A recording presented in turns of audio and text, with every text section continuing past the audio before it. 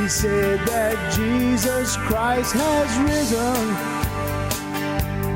and he is the open door.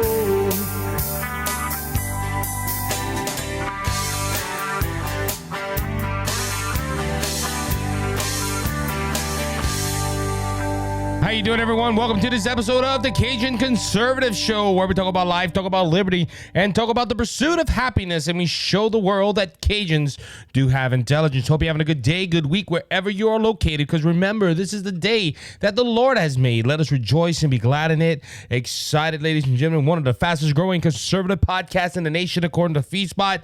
We are sitting at number 49. Let's keep it rolling. Let's keep it going. Let's keep growing the show, and you can help me with that. You can go ahead and subscribe. You can go ahead and follow, depending on the platform you're listening on or watching on, because we're on Rumble, we're on YouTube, we're on Apple Podcasts, Google Podcasts, we're on Spotify Video and Spotify Podcasts. We are on iHeart Radio now. We are on Amazon Radio, Amazon Podcasting. We are all over. And we want to just keep this show growing. We want to be one of the biggest, if not the biggest, conservative podcast in the nation. So let's keep our numbers going up. We have moved up every time we've been on FeedSpot's poll.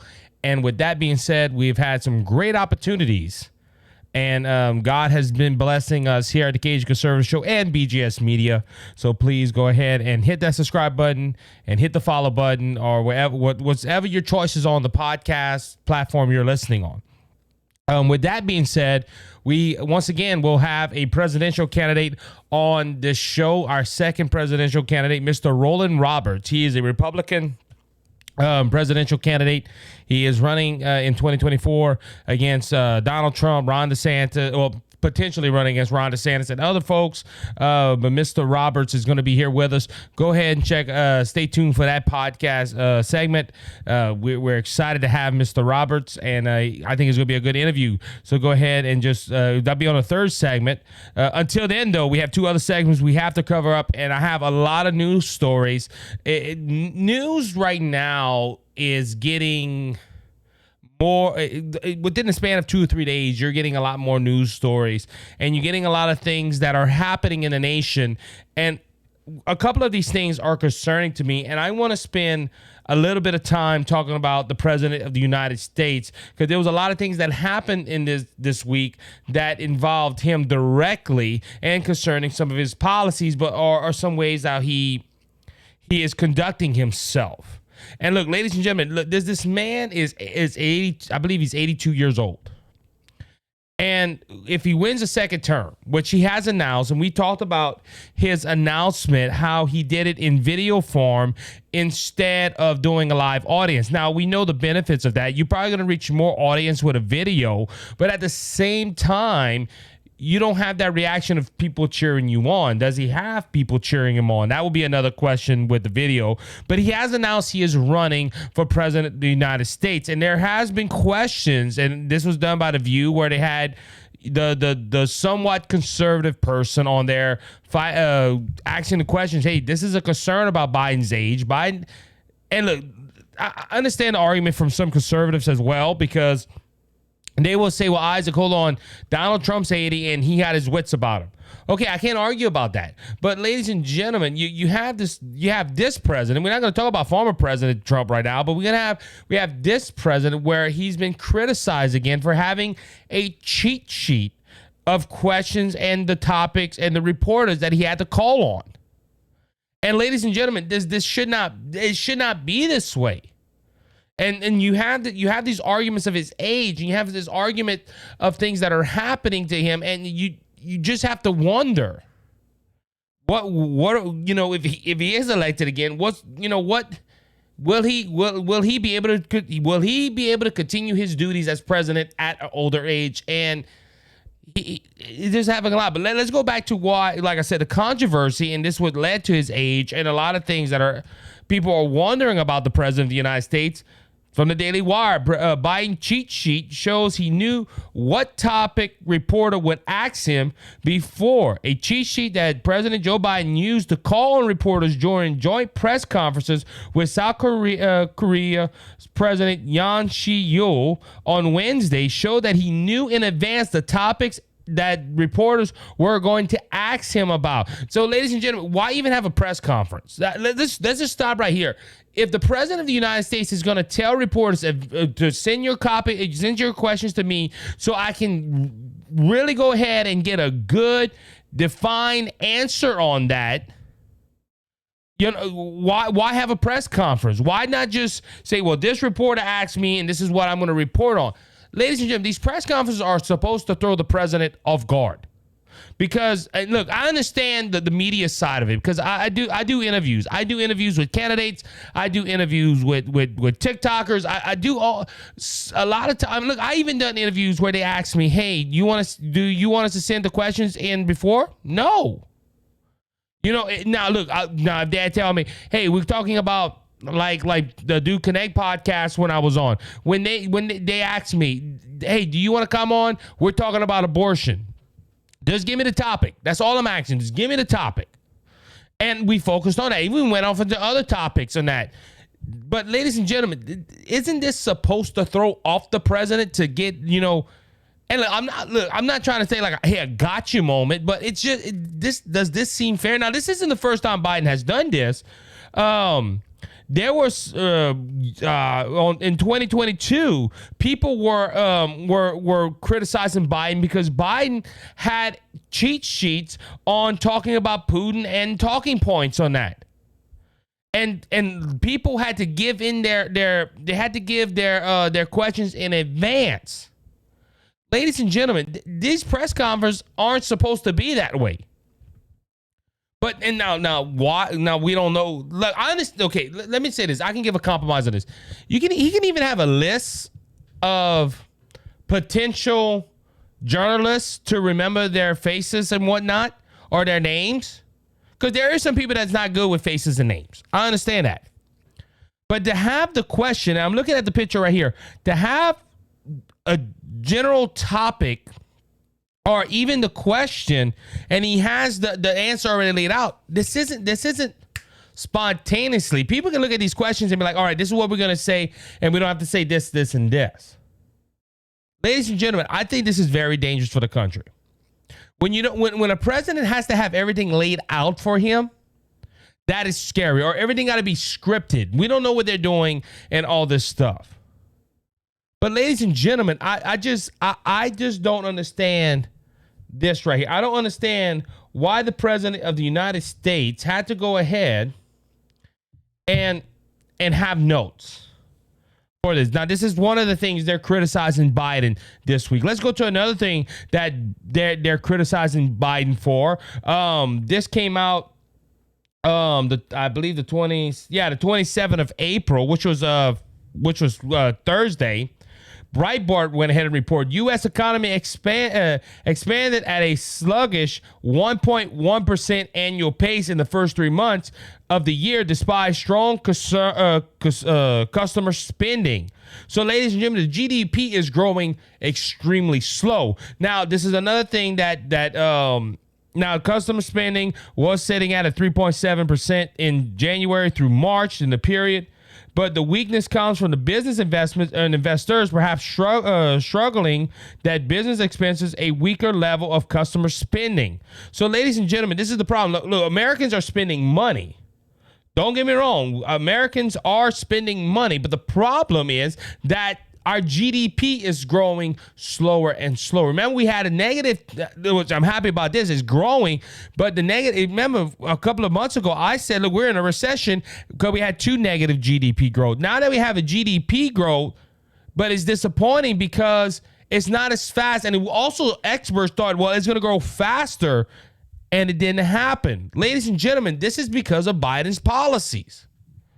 This is because of the Green New Deal. This is because of things that President Biden is putting into place that is ruining our GDP. He's not letting us drill. He's not letting us do things that we need to do to make the economy grow. So it's going to slow. Now, this is the left's argument, and I have friends on the left. And if anybody wants to have a debate on that, please give me a call. I would love to talk to you about that in a respectful way. But if you look at what Biden's, the left's argument would be, well, hold on, Isaac, it's growing. Don't you see President Biden's stuff? His policies are growing and they're strengthening the economy. No. We should have the world's greatest GDP score, but we don't. Why? Because President Biden is not doing the right things to grow our economy. Ladies and gentlemen, we can have a growth of GDP 1.1 in the first quarter. We can. But the thing of it is, eggs are still high. Common goods are still high. Gas prices are rising. And ladies and gentlemen, this is putting a bind on us that are the American citizens. Look, when Trump was there, it did $20 filled up my truck tank. Now, if I had to fill up, it'd be almost $60. That is double of what I spent, well, triple of what I spent. That is $40 that are going to something else. Now, I'm fortunate as an American to live right down the road from my job, and I don't have to use my vehicle as much. Where the ministry's at, I can go ahead and go to the ministry. It don't burn that much fuel. But ladies and gentlemen, imagine if I had to drive an hour, 2 hours away, and have to pay these gas prices. That would $60 extra or $40 extra. That would hurt us.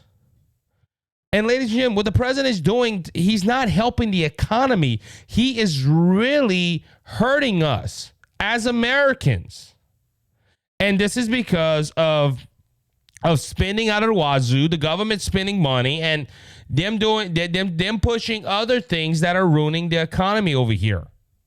It is sad. The car industry, ladies and gentlemen, they're forcing people to buy EVs when people don't want EVs, but the government's saying you're gonna buy EVs. And it is wrong on that note. Now, talking because of our economical problems, we are still having banks collapse here in America. What am I talking about? First Republic, the third major American bank collapsed. Regardless, regulators will soon take company over. Reports. This is from the Daily Wire.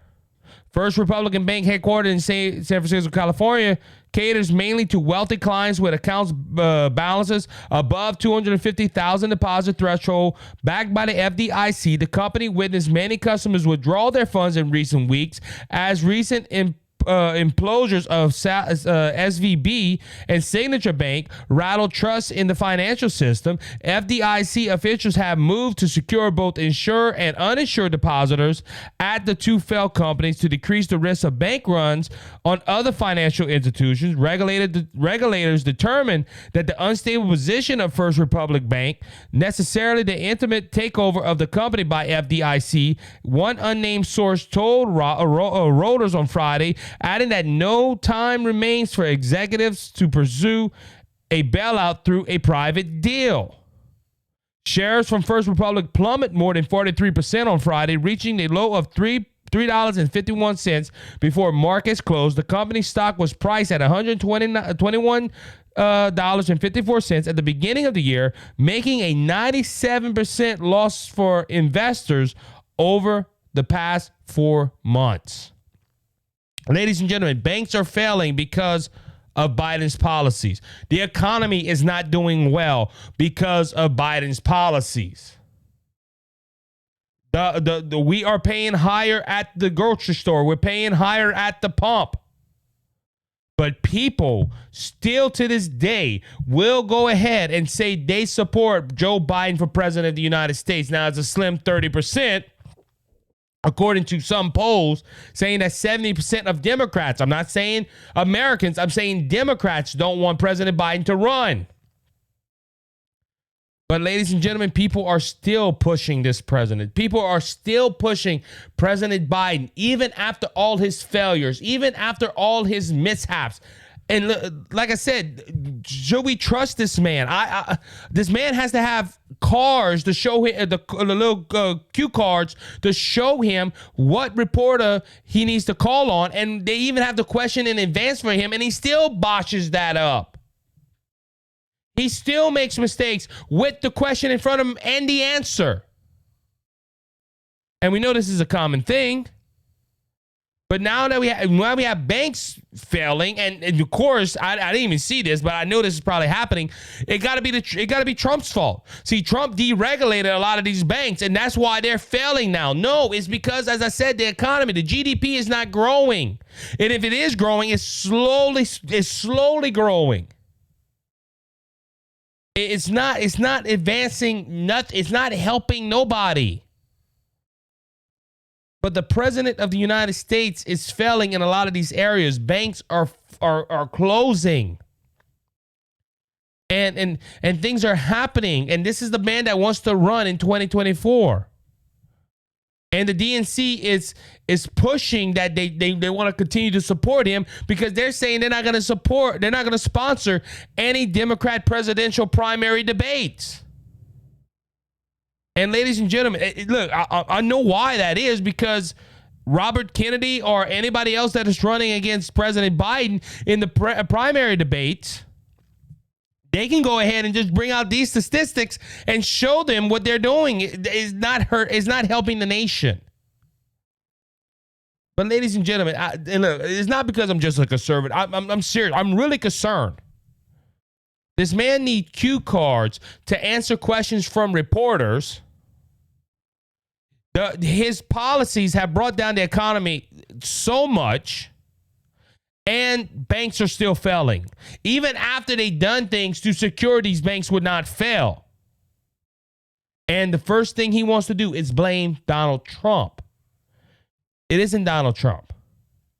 Because I can tell you one thing, and Biden cannot say this on this campaign for president in 2024.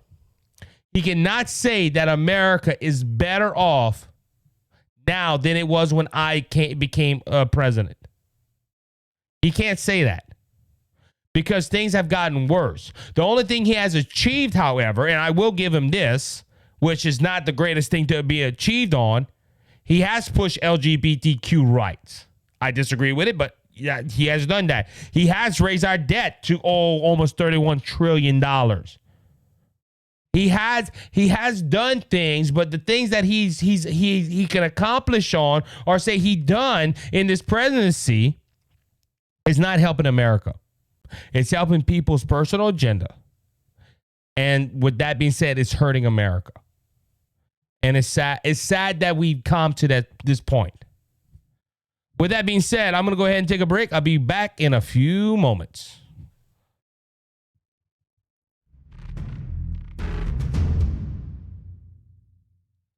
How you doing, everyone? Isaac here. I'm the Cajun Conservative, and I want to thank Brother Lanny Hayes from Hayes' Dump Truck Service for their generous support of the Cajun Conservative and Brothers Just Searching. Hayes' Dump Truck Service serves the Lafayette and surrounding areas. If you have any job that you need done, like cleanup or hauling material to your job site or your home, we haul limestone, we haul sand, we haul topsoil, any type of material you need. If you're in the Lafayette and surrounding areas, please call Brother Lanny Hayes at 337-852-8043. Remember, Hayes' Dump Truck Service, where Jesus is Lord of the company. Cleansed and made us whole. Not one hoof, not one soul. All right, everybody, welcome back to the second segment of the Cajun Conservative Show. Remember, the third segment, we're going to have Rollan Roberts, Rollan Roberts going to be on the podcast. Mr. Roberts is running for the 2024 presidential race. He is in the primary race with other Republicans at the time. So go ahead and stick around and listen to that interview. You're going to, I believe you're going to like it. All right, so let's continue on with this, with the president of the United States and a lot of things that have been in the news lately, and we're going through them. Because, you know, we have a president that will go ahead, and remember when he ran on, and he can't run on this no more. I'm going to work with the Republican Party, because it has been proven that he does not want to work with the Republican Party. And every presidential candidate would say that, but you can honestly tell when one really means it. When he says, I'm going to be a president for everybody. Remember when Biden said that? But now that Biden has been in there, he can't go on that, because he has proven he's not been a president for all the American people. And this is the policies he's pushed and the things he has done. We brought out the economy. We brought out the banks failing. We brought out high gas prices. We brought that all out in the first segment.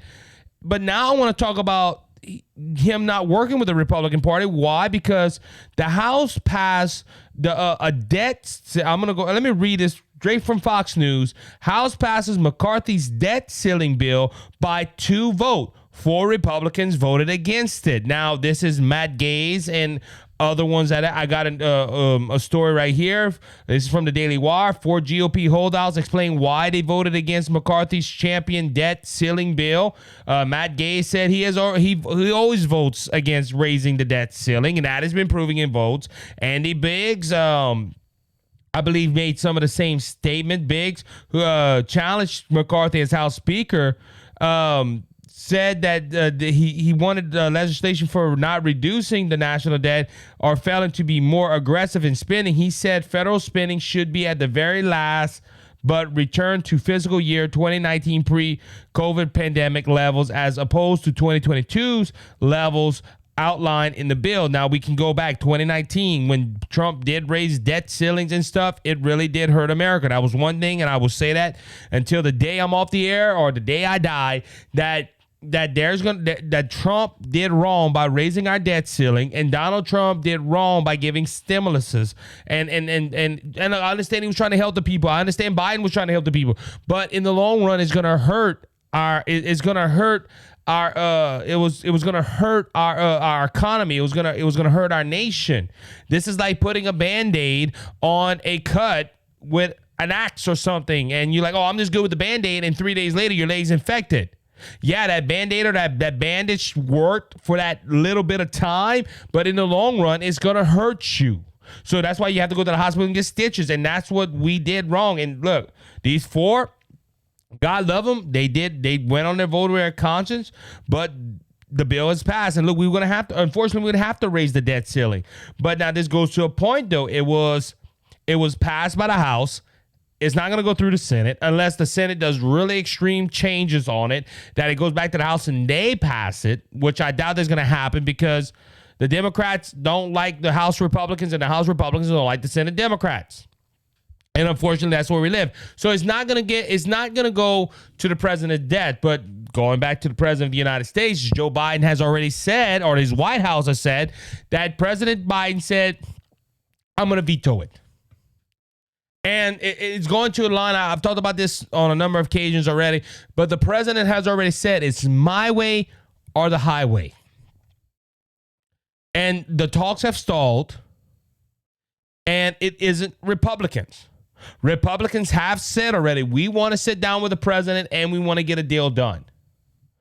But because Joe Biden don't like what the deal holds, as him having to cut things out, he says, no, I'm going to go ahead and I'm not going to go with this. Now, there is some people that are saying with this cut, they're cutting the VA and they're cutting other things like that. I haven't read the full bill. I'm not going to give you my opinion on that bill. But I think before this bill should have been passed, the president should have went ahead and said, been a president, been a leader, and say, you know what, I'm going to meet with Kevin McCarthy. I'm going to meet with Chuck Schumer. I'm going to try to come up with a deal that's going to benefit America. But no, he's a crybaby, and he's going to go ahead and say, I'm going to stay home. And if y'all don't like, if I'm not going to get what I want, I'm not going to do it. And look, I made a TikTok video, made some of my conservative friends upset, and I've said it on the podcast. I have not got no emails yet, but I've said that. Donald Trump saying about the Republican National Committee's debates. Oh, it wasn't my approval. And I said, well, you can sit home and be a big baby. And look, that's what Biden's doing right now. But unfortunately, the difference between Trump and Biden's decision of being a big baby and standing in the corner is that President Biden not showing up to a national committee really don't hurt the nation. Biden saying I'm not going to show up for a meeting, or I'm not going to set up a meeting for the debt ceiling crisis, is impacting the whole nation. It could mean that America, for the first time in history, will default on its debts. And ladies and gentlemen, this is a point where we're at in America. But the president saying, I want to work with everybody. No, he's not. It's been proven. And I was not planning on going on a rant about what Biden promised and didn't promise on this episode, but it's leading towards this, that President Biden does not want the best for the country. It's whatever's best for Biden.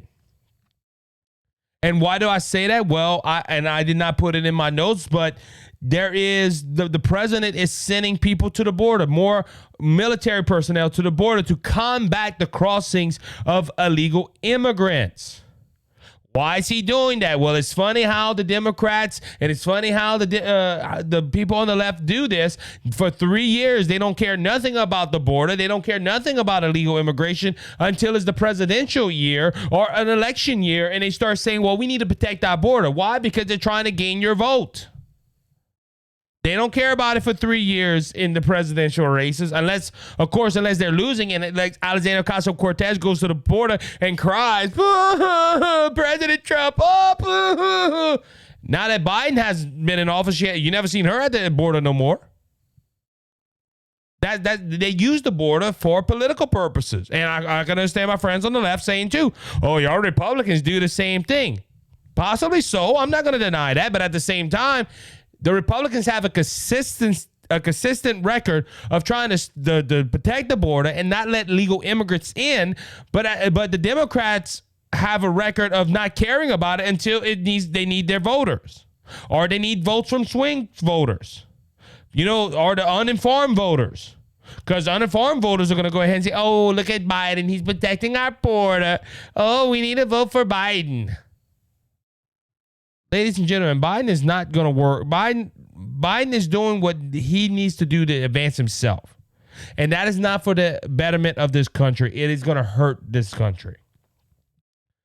All right, more things in the news. Senate Dems blocked to save women's sports bill after GOP Tobbyville called for a quick passage. Listen to this, ladies and look, the whole thing about women's sports. I don't believe a biological male should play in a women's sports. I honestly believe that. I think you have to go with the gender that you were born with. I can't say assigned with, because people change their gender like they change underwear today. But if you're a biological male, you should play in men's sports. If you're a biological woman, you should play in women's sports. And the bill on Wednesday, the Democrats blocked the Senate from passing this legislation. And Tommy Tuberville, which was a coach for Auburn football and a coach in general, said, he was head football coach of the University of Mississippi and the Auburn University.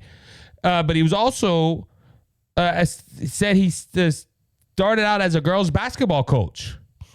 So Tommy Tuberville wanted this to pass right away, and the Democrats shot it down. And I talked about this on a previous podcast.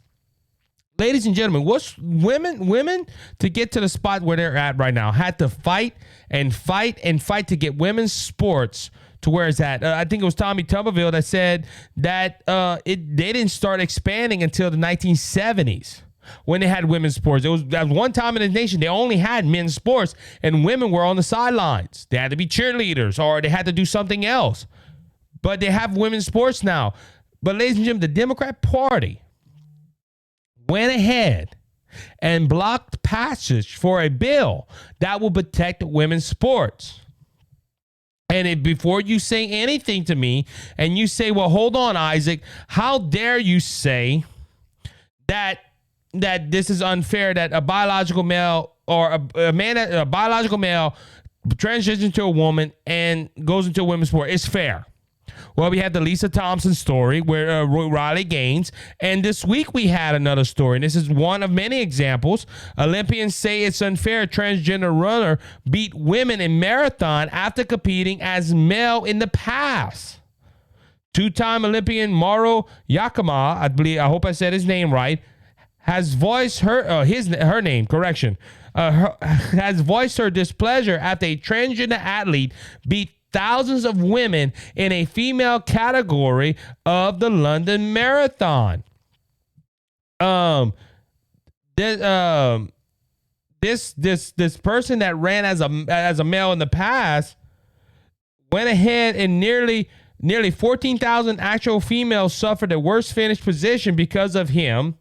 The Olympian wrote. She also estimated that during her time as the second-ranked woman in the world, at least 1,300 men run faster than me. That was Miss Yamacha's opinion of it.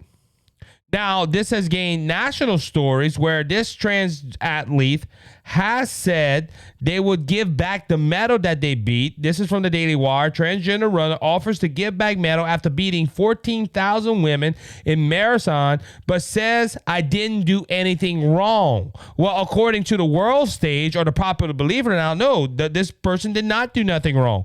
But the problem with it is this was a biological man that ran in male marathons before.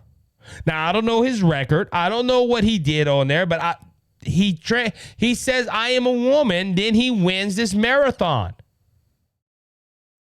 But now this was in London, England. Also, you have the story of the golfer who went ahead and was a trans man and turned into a woman. Well, it was a man turned into a woman and went ahead and played golf in Australia and beat the snot out of all the women in that category. Now, this is a whole nother issue with this too, however. You're not hearing women going into men's sports or women that's becoming men go into men's sports and dominate. There's only one side of it. And I brought out 3 stories right here. And these trans men outdid all the women. Well, I say trans men. That means a woman going to these trans women going into women's sports and beating the snot out of women. Now, how is that fair?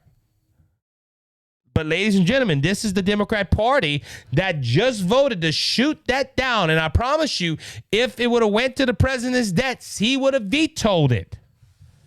But this is the country we're living in, where the Democrat Party is justifying this unfairness in America.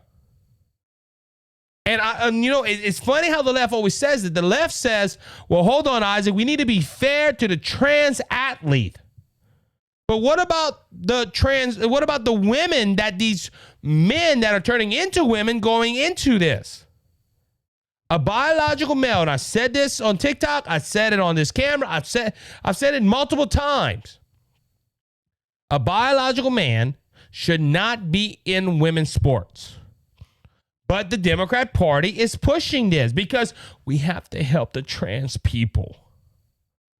We got to be fair to the trans people. Yeah, but what about the women? Like I said, this is all a one-sided thing, though. You're not hearing women becoming men, going into a men's sports and dominating. If that was happening, you can have an argument that it does not matter. But you're not seeing this.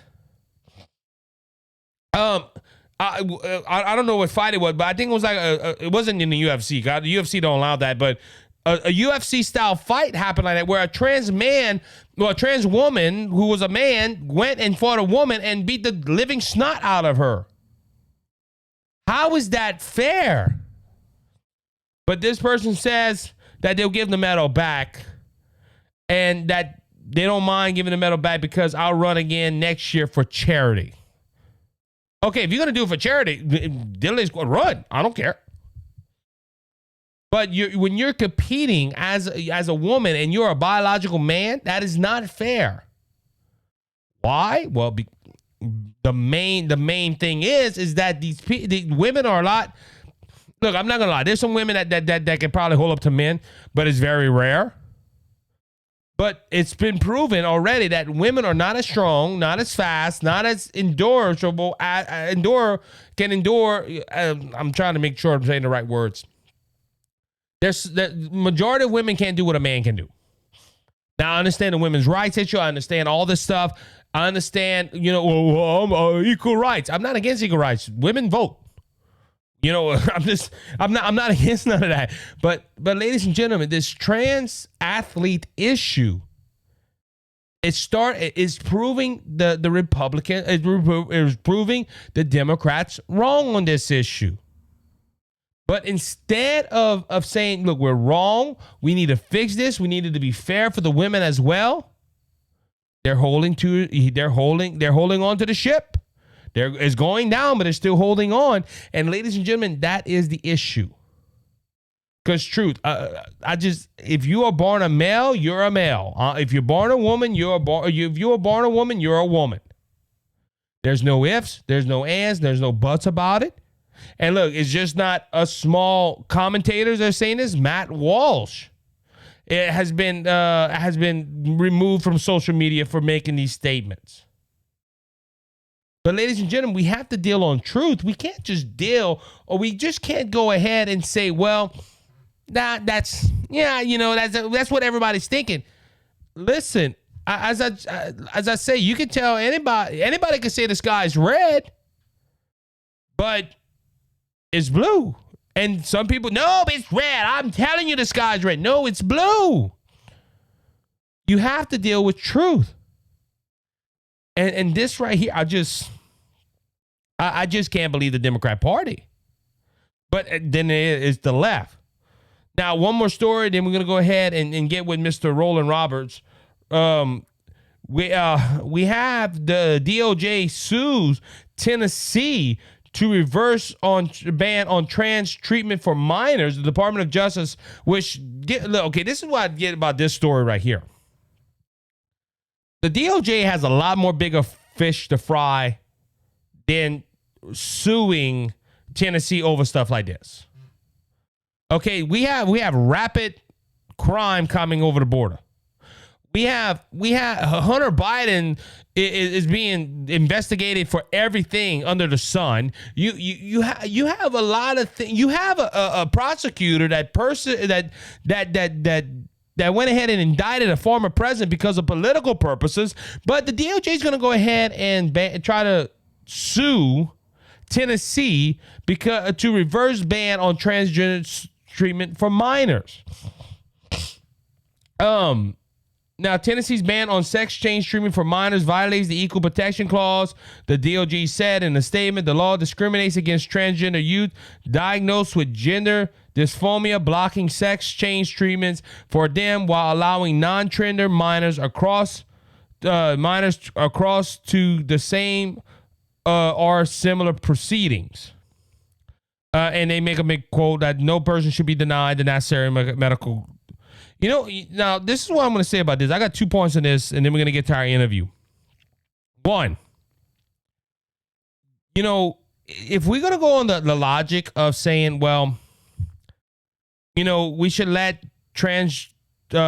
youth do sex changes as a minor, we need to change the driving laws in a nation. And people might say this is a poor analogy, but I think it does fit. If kids at a young age can decide they want sex changes, we should put them behind the car, put them behind a vehicle. Oh, that's not safe. How is it, kids? Kids don't understand the rules of the law and the rules of driving. But at the same time, you want them to go ahead and make decisions about sex changes. Think about this, okay? We have kids that are saying they're a boy and a girl. And we've got politicians and the people on the left saying, yes, give them that. But when you say, hey, let them drive a car at the age 11, oh, no, not that. No, that's not safe. So why is it okay for us to restrict the age limit of a vehicle, but not restrict the age limit of sex changes to somebody that's an adult? And I'll use the same argument on firearms. You have the left screaming, raise the age limit for guns. And when you ask them why, because children don't know what to do with guns. Okay, so you want to regulate firearms to a certain age limit, but you don't want to regulate major surgeries that would impact them for the rest of their life. And that's what Tennessee's doing. Tennessee is protecting these minors and saying just wait until, and look, they didn't ban all transgender surgeries that I'm aware of in Tennessee. They just banned them towards minors. Now, also the point I understand with the DOJ is trying to say, well, they're being discriminative against these people because they're transgender. They only doing that because they want to change. No, I think this is more about, this is my second point. This is about protecting children. Okay, I'm tired of hearing people on the left make the argument that, oh, y'all bigots, y'all racists, y'all homophobes, y'all the reason y'all don't want transgender because y'all disagree with them. I disagree with the lifestyle. I've come against it on this platform. But at the end of the day, we're not doing this because we want to take away people's freedoms. We're trying to protect children. Because what's going to happen when that child gets older and says, I shouldn't have done this? And also, it's also protecting kids. Always go towards the trend. The most famous thing that's happening right now, what if a child don't believe they're transgender, but they see their friends doing it, and they say, well, I want to be part of the crowd, which is happening right now.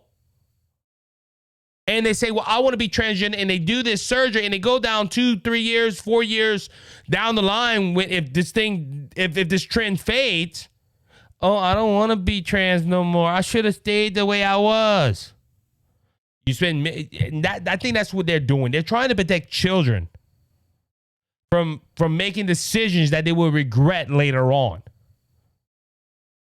But according to the left, this is tyranny. This is the government telling you what to do. Well, if we go on that concept, hey, any child could drive behind the steering wheel, and any person can get a gun, no matter the age limit. Oh, we can't have that. That's their argument, though. So their argument is, hey, don't restrict on things that we agree on, but restrict on things we don't agree on. And that is the scary part in America. With that being said, we're going to be right back with Mr. Rollan Roberts, presidential candidate in 2024. Please stay tuned for that. We'll be right back in a few moments.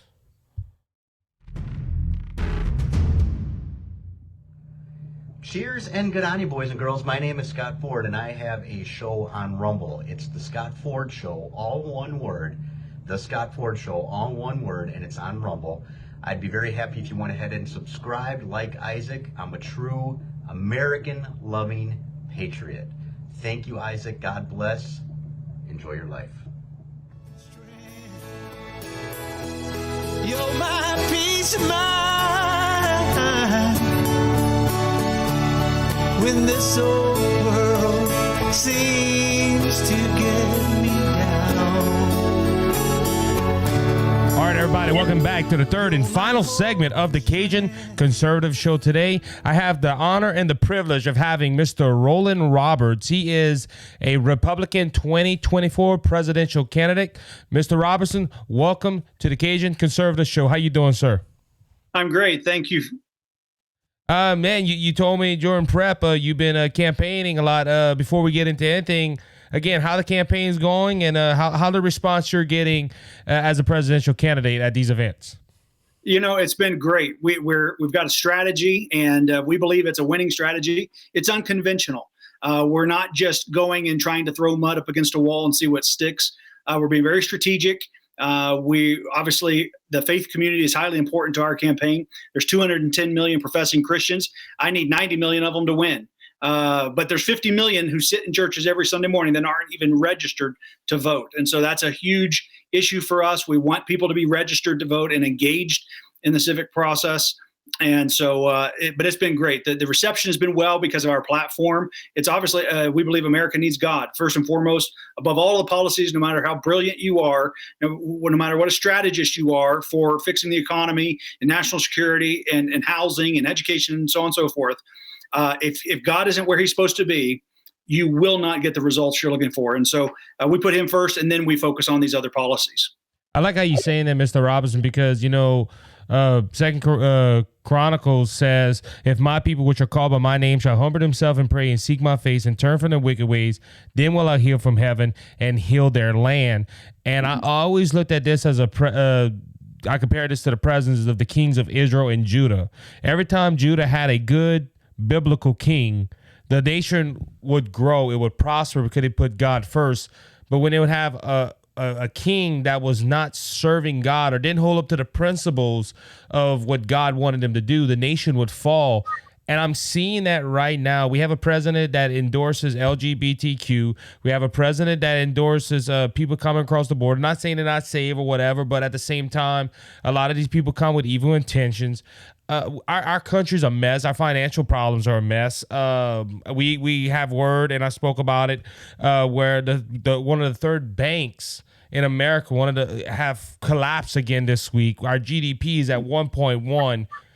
We just have a lot of things, and I believe President Biden, I'm not trying to judge him, but President Biden's core message is not based on faith. It's based on what left-leaning agenda people want him to do. Mm-hmm. Well, there's a war on God in America today. It's an all-out war on God in America, and they call good evil and evil good. It's upside down. Wrong is right. Right is wrong. And of course, nothing could be further from the truth. But that's the time that we live in. These are the days. But I actually think it's a great opportunity for people like us to be the light and salt that we're supposed to be. God did say, "Blessed is the nation whose God is the Lord." It's a promise. And as scripture you quoted as well, I also am not, things are as bad as things are. I also have great hope because we know that Daniel 2:21, he setteth up kings and removeth kings. Right. We either believe him or we don't. He either holds all power in heaven and earth in his hand or he doesn't. He's either the God of Abraham, Isaac, and Jacob, or he's not. Either he's more powerful than the U.S. government, or more powerful than any cheating or lying or stealing of votes or anything that happens. Either is more powerful than our U.S. election system. It's more powerful than all of the nations on earth, or he's not. And of course, from my perspective, I'm in this because I believe I'm called to do it. I would not have done this voluntarily. You don't wake up one morning and decide to run for president of the United States, especially in this climate, and especially when you have a loving wife like I do and a great family. And nobody wishes this, the road that you have to follow on yourself voluntarily. But I know that I was called to do it for such a time as this. And the truth is, we don't know what this world's going to look like a year from now. We just have absolutely no idea, except we do know it will look nothing like it does today. We will likely be in a war, hopefully not, but I don't think this administration seems to be desirous of putting us in a world war and creating chaos and havoc wherever we can to try and maintain our global dominance. And of course, that's not what I'm about. I have a very strong foreign policy, but I'm for peace. I want diplomacy first, and then in places and times that we can't, then it's the worst thing they could have done. But that's kind of our perspective on how we lead and how we focus. And really, it's about building an America for the 22nd century. We're a declining world superpower.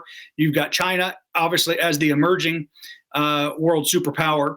And so we are playing chess and we are losing. Yeah, well, everybody else is playing chess. We're playing checkers, unfortunately. We're still losing at that.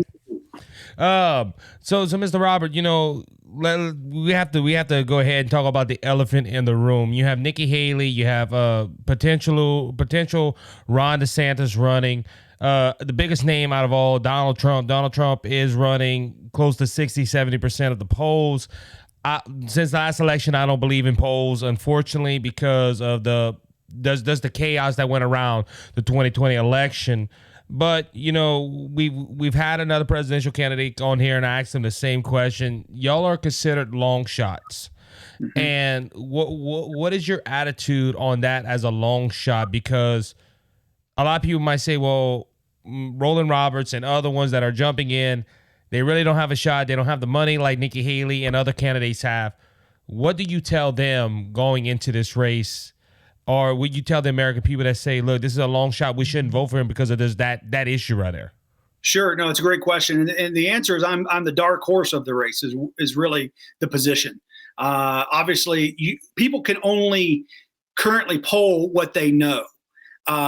But one thing that has been clear from the polls is in the other category, 19% are currently voting other, meaning they don't want Donald Trump, they don't want Ron DeSantis, they don't want Nikki Haley, who, by the way, we are running just shy of her financial numbers. So she does not have more money and certainly can't go the distance for sure. There's also only a few of us, two of us really at the moment, that are actually running for president of the United States. I get that there's other presidential candidates, but Nikki Haley's not running to be the president of the United States. Vivek's not running to be the president of the United States. He's great at fighting culture wars, but he's really better at as a media pundit. He prefers to just be on camera and talking about the issues, and he's good at it. In fact, he'd make a great press secretary for me. I'd love to have him, out there, but not running the country. Not when whoever is the next president of the United States must be well experienced in foreign affairs, foreign policy, and diplomacy because of the nature of that office. We don't need them. And of course, with Ron DeSantis, he can't out-negotiate Mickey Mouse. He's certainly not going to go toe-to-toe with Vladimir Putin and Xi Jinping of China. So from my perspective, we're not as long of a shot as it seems at the moment, perhaps to some people. And I can tell you that a lot of the politicians that I've been on the U.S. delegation to South Sudan, helping the world's newest nation. They're also the most corrupt nation in the world. And so we've tried to help them learn how to be a country and have good governance. Kind of hard to do whenever we're so corrupt on our side and actually better at it than they are, and trying to tell them how they should clean up their act. And that's one of the reasons why I wanted to run for president, because I wanted to do right by people and right by nations and right by God in the process. So the short answer to the long shot is Joseph didn't even stand a chance. He was in a prison, actually, whenever God called him up in the same day. David was not even in the lineup. And the problem is, and my actually hope and prayer for this election is that we will have a bunch of Samuels in the church, people who have discernment, people who look at the lineup of Jesse's sons and say, you know what? He's not here. He's not here. The next president's not in this lineup. I don't understand. Where is he? He's out in the field. David was doing what he was supposed to be doing, minding his business, being faithful. And it took someone with discernment to say, I'm not picking from these. Where is the right one for this time? And I believe that at the moment God ordains, that's the place that I will be. So let's, as we go on with that part, and I agree with you, I think most Christians don't have discernment in politics. Unfortunately, a lot of preachers and a lot of teachers of the gospel say, hey, let's leave politics alone. I'm going to let God just pick. But we have a role that we have to, if you get elected president and people vote, they have to be understanding of the Holy Spirit to vote for you, because God is leading them to vote for you. That's right. The only way I win is if God wins. He and I had a lot of these conversations before I filed and announced, because I said, I only win if you touch people's hearts. You have to open the doors. You have to make the way. Yes, you've prepared me. Yes, I have extensive foreign policy experience and education experience and diplomacy and, all of the different entrepreneurship and economic, and have run companies. And so I get all of that. But this is much bigger and it's different, and it's a unique time. Even the conservative granddaddies of organizations and politics in America don't know how to run, how to strategize or manipulate, if you will, the election the way that they've always done. So I believe that it is high time, past time, for a candidate that is Holy Spirit led, both in how I campaign, when I campaign, and also understanding that he will do in his time exactly what he wants to do. Amen. Amen. On that note, you're talking about you have foreign policy experience and you have background in government. Can you tell us a little bit about that? What, because there's going to be a lot of people that's going to ask that question, people that are not of faith. Well, we know he's a Christian, but I want to know what his policies are. What has he done for this nation so far in this role of what he took on before president or running for president? Sure. Well, the main thing is I've been focused on cybersecurity, national security, artificial intelligence, defense systems, and then also clean water initiatives and education in Africa. So we've worked, and that's for the past several years, 8+ years. I've been focused on that. Starting back in 2004, 2006, we were doing data security. And that was because of the position that I held at a multi-billion-dollar publicly traded company. and they had a data breach, and then he tasked me with the response to that, and helping to address that and solve that. And so that led me into the data security business, and ran several companies after that, and then became an entrepreneur doing it. But really, it's the numerous countries in Africa that I've been an advisor to the president or the minister of defense, minister of energy, the minister of national securities, and then some finance ministers. And then also in China, obviously on the U.S.-China trade war. I spoke to the CPC in the Congress in the Great Hall of the People in Beijing, China in 2017. And they actually wanted me to address the topic of the U.S.-China trade war. That was the Wednesday before President Trump was going to meet with Xi Jinping for the first time. And they wouldn't even allow him in the building. They had to do their photo up on the steps. And then, of course, I addressed their Communist Congress and then other business leaders in China.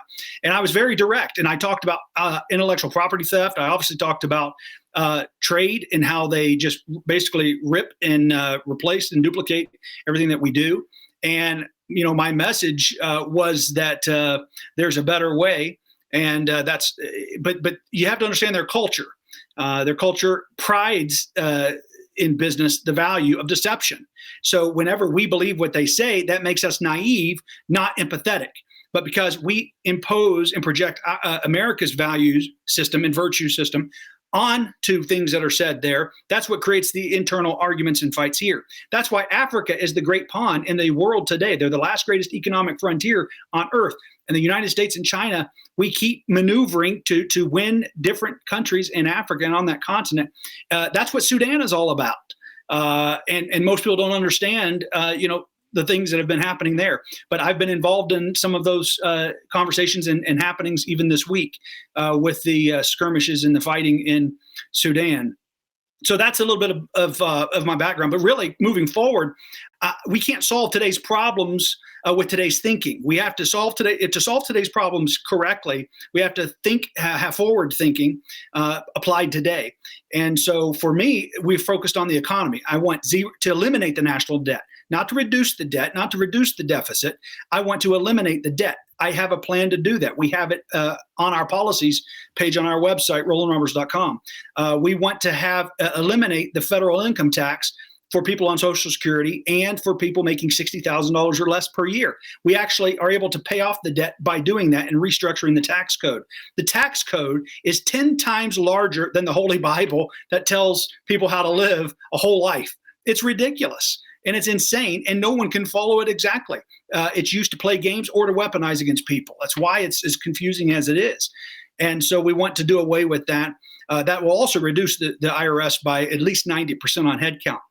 The third thing I would do to help rescue the economy and to lower inflation is I would reduce the size of federal government by 20% in 4 years by freezing all rehires for non-critical positions, which means as the natural federal government attrition rate every year is 17%.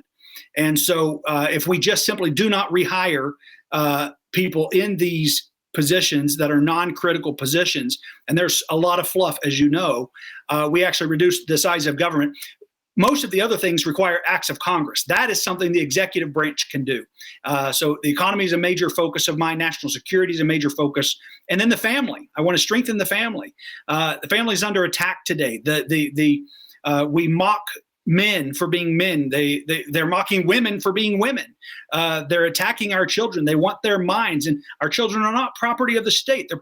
They are given to parents by God. They're a gift of God to parents, and parents are the ones charged with raising them in the nurture and admonition of the Lord. So my perspective is that we are supposed to empower and help and encourage parents. We have to help strengthen families. You can't do that whenever 70-some% of your citizens are divorced. So we need to strengthen marriages. We need to strengthen families and homes, give better support. I'll appoint a family czar to help create those kind of programs. If you haven't noticed, everything in America that gets celebrated seems to be what everyone does. They just follow with whatever the national narrative is. I want the national narrative to be family is great. And by the way, when you place a strong emphasis on a healthy, strong family unit, all of the other people groups and vulnerable or marginalized or whatever other lifestyles people choose, actually it allows them to flourish unlike they do today. If you can't they can't flourish when you by destroying the family. You strengthen the family, you strengthen the nation. I 100% agree, and it just the family emphasis is growing apart because you talk about 70% of Americans in their marriages and divorce. That is a shocking statistic right there. And you have them kids that are just running around, not having an influence of a dad and a mom. You have parents that have to try to be both. And I think this is one of the reasons why we have this trend of confusion in America, because a lot of kids are being grown up by either a single dad or a single mom, and they pick up them traits when they're the opposite sex of their parents, and it causes confusion. Absolutely. Absolutely. The incarceration of all the people who incarcerated, 92% of them came from broken homes. That's a staggering statistic. We think it's the guns, or we think it's these other problems. And the truth is, if the home was stronger, if the family unit was stronger, that alone can help the crime issues in America. But you can keep focusing on the ancillary problems. You can keep chopping off the limbs, but until you get to the root, you're never going to solve the problem. You're putting Band-Aids, on the Titanic and hoping it'll stop the leak. Yeah, it won't stop the leak. It makes the leaks bigger because water's trying to find another route out of there. Mr. Roberts, also, we talking about, we mentioned your long shot and all this stuff. I want to talk about the debate. We have the first presidential debate in August. I believe it's going to be done by Fox News. Unfortunately, Tucker Carlson won't be asking y'all the questions. I wish he was, but he's not there no more. But we had a lot of news break about that. Donald Trump saying that the RNC did not get his approval for this debate, and I made a whole TikTok video on it. I have a whole segment on it from the last episode about this. But that debate, I made a statement in that segment where I said, well, if Donald Trump don't go, let's listen from the other candidates, because I do get a lot of flack and a lot of rebuttal from conservatives and Republicans that love Trump, and they say, oh, well, you're coming against Trump. No, I'm just speaking obvious facts. I think True. Donald Trump should be up there with every Republican candidate, especially if there's only 5 or 6 of y'all. They should let y'all all up there. But, we know it looks by the money. You talked about the money. You're right behind Nikki Haley. In percentage-wise, you're up there. Do you see yourself up there in August? And how do you approach a debate like that on a scale where you're possibly going to be debating Donald Trump? You're going to be debating Nikki Haley. Yeah, we're in 4th place currently in the money, so we absolutely will be on the debate stage and up there. I sure hope Trump is there. I said on Twitter, I said I addressed him and said that it's absolutely ridiculous. Obviously, no one needs your permission to schedule the debate or where it's going to be or who's going to ask the questions. This isn't a coronation. This is a primary, and America is and primaries are built in order for the best ideas to rise. And quite frankly, having some depth and substance as opposed to just I'm winning, so let's let me be the candidate and let me go attack the other side. That's not new ideas. That's not how do I improve America. That's I'm bitter and I want to get revenge. So I said on Twitter, I said, hey, you don't have to be there if you don't want. We hope you do. But that's not very American. And unless you're going to start identifying as a 6-year-old girl, stop whining, man up, show up, and let whoever is asking the questions. I said, I'll debate you in a parking lot, but you're going to sit there and whine about the venue and the questions. That's a bit insane to me. I actually would love to go back to some of the debates in the early 1900s when it was 3-4 hours were the minimum debates, and they really got into it because it wasn't just sound bites. They really debated. And you talking about statesmen. We haven't had statesmen really run for president of the United States. We've had politicians run. You haven't had a lot of statesmen. And so that's what I think is going to be great about this debate. I do think there are some people that love America that will be on that stage that are competent. But I also believe that we are in a unique time I believe that it doesn't matter how much how you love America. It's going to matter what kind of leadership abilities you have. And quite frankly, Donald Trump is everything I was raised not to be. Don't be a bully. You respect women. You don't have a potty mouth. You should be humble and walk humbly, and don't be an arrogant jerk. And so there was inherent things there. I think he was right for the position in 2016. I'm grateful for many of the policies and things he did at that time. But I also think that and with Asa Hutchinson running and some of these others, I mean, he would have been a great president in the 80s or 90s. These people, the fact that they're even on the debate stage shows how out of touch they are with America. When you're 78, 79, 80 years old, you don't need to be running the country. You're not even going to have to live with your own policies. That's a problem to me. And this is the first generation where you got Gen Z coming in voting. You've had many of the most senior conservatives. We lost a lot during COVID, and people do not understand the makeup of this coming election. It is up for everyone, and what the Republicans think and what the Democrats think, there's going to be a massive shock coming. So on that note, and we got a few more minutes. I hope you don't mind. You talking about Gen Z? You're talking about a newer voting age coming up. I had one of my good friends, the liberal trucker, on this show, and we talked about these kids coming out of universities and what they're teaching. A lot of liberals believe that this is going to be the generation that turns America from more conservative to more left leaning. And that I want to ask you about that group of people, but also the age issue. We've had The View.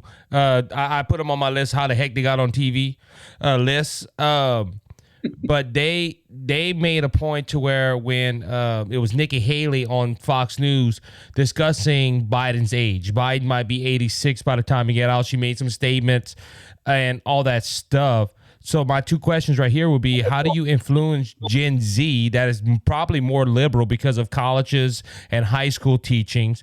And, could you mention that, should we be concerned with the age of Republican candidates as Asa Hutchinson and Donald Trump? Because if Donald Trump would get reelected, he'll be 80 years old. We're in the same boat that we have Biden in right now. Right. Absolutely. You're absolutely right. And the answer is yes. That they do not need none of these appeal to the younger voters. Forget policies, forget platforms, forget everything. A lot of Gen Z just looks at you and goes, yes, no. It's that simple. They're used to swiping left or swiping right for accepting friendships or however those, the different apps work to be a friend or connect. So to me, they're going to make instant decisions of no on you, maybe on you, yes on you. It's so visual to them and it's instant. That's why I think that no poll can possibly encapsulate what this election is going to be about, as we saw in 2016. In fact, it wasn't until after the first debate that people thought Donald Trump even had a chance. He was such a long shot. In fact, he was the clown of the whole candidate slate. And so, but after the first debate, it got more real, and people saw, okay, he actually has some ideas. He's here to stay, and allowed it to progress. But as it relates to Gen Z, I can tell you, they think we're old. So the fact that they think the others are archaic, from a prehistoric age, that they can't even fathom somebody like that being president. By the way, they would be the oldest presidents or leaders of any nation in the world, a free nation in the world, by age.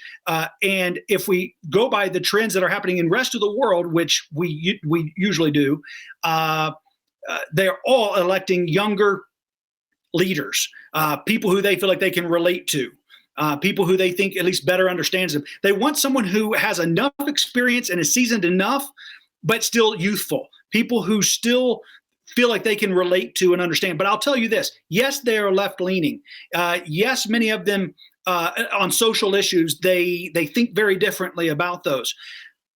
But they seem to be more open to truth. That's the difference. For the last 8 years, we haven't had truth. We've had entertainment. For the last 4 years, we've had a simulation, and we haven't even had, the president being the president. So the deep state or the administrative state, the bureaucracies have been able to just run the way they prefer to run, and their agenda is liberal. So I believe that Gen Z, I have great hope for them, and especially even in this election, because they value truth. They know authenticity more than the millennials, more than Gen X, more than even seniors. Seniors, a lot of them still watch the news and think, oh, that's just the truth because it came from the news or it came from doctors, so therefore it must be right. Whereas my generation and younger are going, are you kidding me? Just because you have a doctor after your name, for every doctor that says this, I can find a doctor who says that. So I don't believe either one of you. I'm going to look for things myself. But they understand who is authentic. I'm not reading from a script. I don't have a teleprompter. That's all fake. It is all show. They want authentic, and that's what will win this. That's why Ron DeSantis doesn't even stand a chance. He's at 16% poll. He doesn't even stand a chance in this because he can't speak unless it's scripted. It has to be in here. If you're going to fight for America, if you're going to actually move America forward, defend America, do you think Vladimir Putin's having to read from a script? Much less you start getting into Biden territory, where everything is staged. You have to know what you believe and why you believe it. And I believe that we have brought appeal to a lot of people. There's 15% on the far right, 15% on the far left. And I think 70% in the middle say, look, we may not agree with your faith or your social positions or anything else, but at least we know who you are. We know what you stand for. And we know that you will respect and listen all American citizens. You'll be a president for everyone, even though you'll stand strong for what you believe is right. We can live with that. Amen. That's some good words right there, Mr. Roberts. If you would mind, when the final moments we have, could you let everybody know where they can find your campaign website, and if they have any questions or they want to contribute to your campaign, where they can find all that information? Sure. Yeah, it's RollanRoberts.com. ROLLAN. Roberts.com. Obviously on Twitter at Rollan Roberts. All of the handles on the social media is basically Rollan Roberts. We'd love to have you as part of the team. I mean, the way they look at this is not how much you give, it's how many people give. And so we certainly want just even $1. Anything helps to show that you support this message. And by the way, that's what elevates the message. You talking about a long shot has nothing to do with a long shot. It has to do with people who are engaged. And the more people who say, that's the message I support, here's $1, then everyone goes, okay, he gets the platform, he gets the mic, his message gets out. That's how the game is played. And so I'm grateful for everyone who has supported us and has gotten behind us, because I believe that America needs God, and we are all here for such a time as this. Mr. Roberts, before we roll out, so let's say it like this. I'm a voter. I meet you for the first time. What would you tell me as a voter, and you're trying to get my vote for a final argument? My final argument is, look, America needs God, and whether you believe in God or not, I promise you things are so bad and getting worse that you want somebody in that seat who can get a hold of God, who has his phone number, who talks to him on the regular, who isn't going to make a move without his approval. And I'm going to work on the economy. We're going to work on eliminating the debt. We're going to strengthen the family. We're going to make life better for everyone, for all Americans. And I'm the only candidate that comes from the bottom up. I come from a holler in Beaver, West Virginia, where I grew up. And, I go into grocery stores. I'll still go into a Walmart and get things that we need. No other candidate can say that. They can talk about, they think they understand who you are and what your pain points are and what you struggle with on a day-to-day basis. But I have lived it, and I live it now. And so that's who I'm fighting for. Mr. Rollan Roberts, thank you for coming on the Cajun Conservative Show. It's always a pleasure. You're always welcome here. If y'all send me an email, I'll make time for you to come on, my friend. Most appreciated. Thank you so much. Great being with you. All right. With that being said, I want to thank you for listening to the Cajun Conservative Show. And again, thank you, Mr. Rollan Roberts, for coming on. We appreciate you coming on. Remember, everybody, Jesus Christ is King, and he's coming back, and he's coming back soon.